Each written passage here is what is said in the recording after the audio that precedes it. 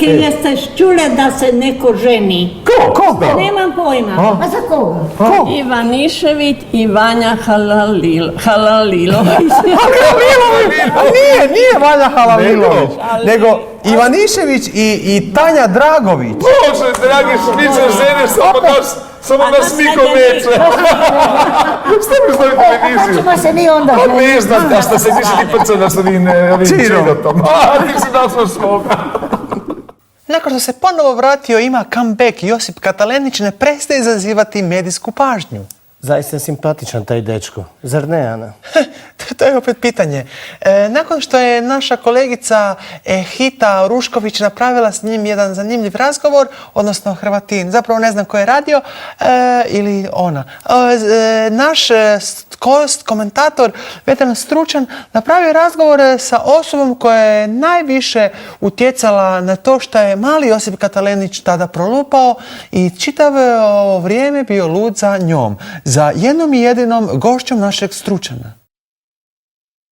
Lijep vam pozdrav, dragi gledatelji, ja sam Vedran Stručan, a ovo je ekskluzivni razgovor sa osobom koja je bitno utjecala na život Josipa Katalenića.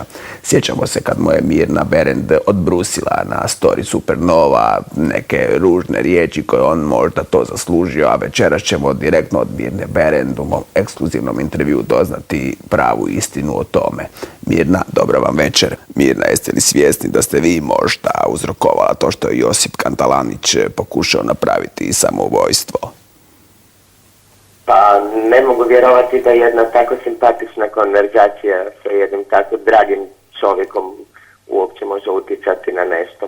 Pa to je jedan mali, kratki, zgodan razgovor u kojem je on pokušao biti duhovit i nije uspio. To je jedino što vidim u tom razgovoru. Sumnjam da je to moglo ikako utjecati na bilo što u njegovom životu. Imate li možda kakav novi savjet za njega, osim onoga da postane muževniji?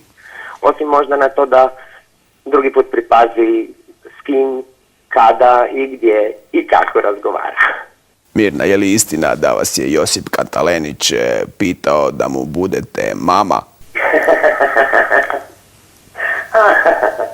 Mislite možda da sada nakon što se Josip nabildao da bi možda moglo biti nekakvog seksa između vas? Je li istina da ste vidjeli njegovog džoku?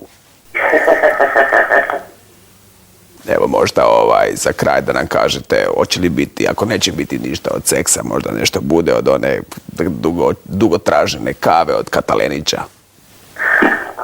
Da. Pa evo kad nismo uspjeli s tom kavom možda bi mogli pojesti čokolino. Hvala vam lijepa Mirna na ovom ekskluzivnom razgovoru, a vama lijep pozdrav i lijep pozdrav Josipu Kataleniću.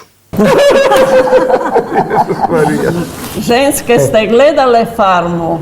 Da, jesmo, vratila se Simona i Ante. Ma daj! Da. Bože, a one Ante, molim te, svima nešto drobi da napadaju Simonu, samo u seksu priča. Ma šta on zna šta je seks? Ko?